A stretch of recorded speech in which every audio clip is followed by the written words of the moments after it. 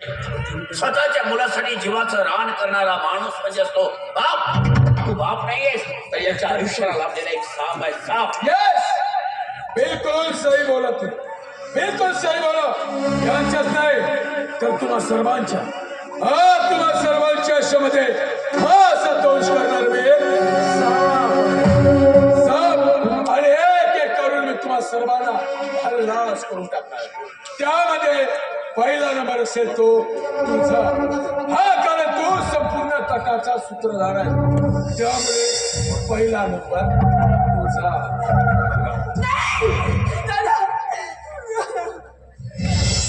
अरे क्या सीन आहे. म्हणजे याच्यावरती बंदूक उगारतात. तुझ्यातला याच्याबद्दलचा गडबडा जागा झाला. साला कधी कधी तर मला असंही वाटतं की 6 महिने बेपत्ता होतीस तो तू याच्याच घरी असावी. म्हणजे याचाच अर्थ याच्यासोबत तुझे लफडे असावे. चल चल, मग पहिल्यांदा तुझ्या या याराला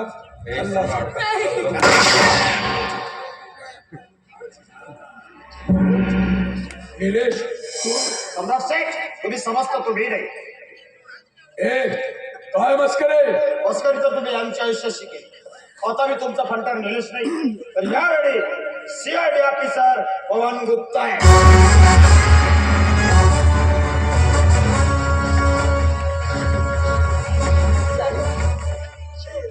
सर तुमचे खूप खूप उपकार झाले हो.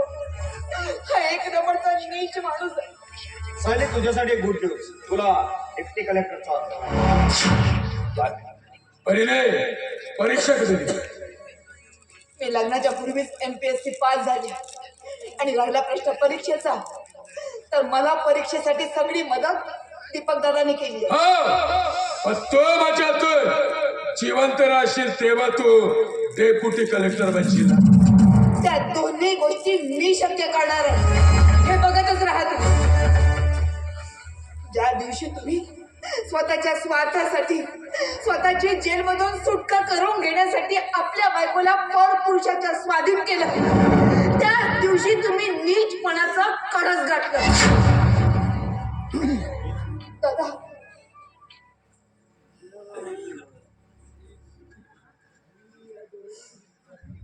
तू साल्या तुझ्या जिंदगानी. अरे घरातली आपली पत्नी ती कोण असते याची सुद्धा तुला साधं भान नाही. अरे आपल्या घरातली पत्नी असते ती आपली माता, माऊली. अरे तिचा मान सन्मान करण्याऐवजी तू मात्र तिला परपुरुषाच्या स्वाधीन करायला निघालास. तू माणूस नाही, हैवान आहेस, हैवान. आणि या असल्या माणसाला या समाजात राहण्याचा काही अधिकार नाहीये. अरे या समाजाला लागेल स्टेड आहे, स्टेड. आणि साहेब या खेडेला लवकरात लवकर इथून घेऊन जा. आणि परत एक गोष्ट सांगतो साहेब, साहेब याची पहिलीच केस नाहीये तर याची दुसरी केस आहे. याची पहिली बायको रश्मी. अरे अगदी बरोबर. सन 2023 मध्ये याने एका निकृष्ट पुलाचं बांधकाम केलं होतं. त्यात 6 मजूर ठार झाले. ती केस एका पालकमंत्र्याकडे सोपवण्यात आली. केस रपादपा करण्यासाठी याने रश्मीला त्याच्याकडे पाठवले. पण रश्मी त्या गोष्टीला तयार नव्हती, कारण ती एक घरंदाज स्त्री होती. शेवटी असला कलंक माती मारण्यापेक्षा तिने राहायला असतो आत्महत्या केली. आणि तीच केस डिपार्टमेंटने मला दिली. पण BS या विषयात सम्राट समोर जाणं शक्य नव्हतं, म्हणून स्वतः गुंडा दिसावा असे वेशभूषा करून त्याच्या इलिगल कामात शिकले आणि प्लॅनिंग नुसार सारं काही घडत. आणि त्यासाठी मला स्वतःने पुढे सुद्धा. आता राहिला प्रश्न रुपालीचा, तर तुम्हा सगळ्यांच्या नजरा माझ्याकडे वळाव्या आणि मी तोच टपोरी गुंडा आहे हे दाखवण्यासाठी मला तसं वागावं लागलं. तर मिस्टर सम्राट, तसं तुझा भूतकाळ काळाच आहे. रश्मीचा मृत्यू, सहलीला देहविक्रय करायला भाग पाडणं, करिश्माचा खून, परत एक श्यामचा ऍक्सिडेंट सुद्धा यानेच घडवणार. पण साहेब, श्यामचा ऍक्सिडेंट करण्यामागचं कारण? श्यामचा ऍक्सिडेंट करून यांची आर्थिक कोंडी करायची आणि त्या बदल्यात सायलीची मागणी घालायची हा डाव होता यांचा.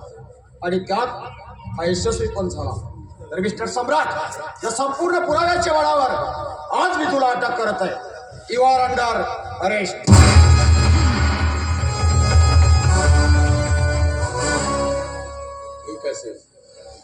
तुम्ही मला जरूर अरेस्ट करा. फोन येतात. न्यायालय मला जी शिक्षा देईल ती मला मान्य असेल. पण साहेब, माझी फक्त एक शेवटची विनंती आहे. एकदा मला माझ्या सायलीची माफी मागायची. सायली, एकदा मला माफ कर. सायली, प्लीज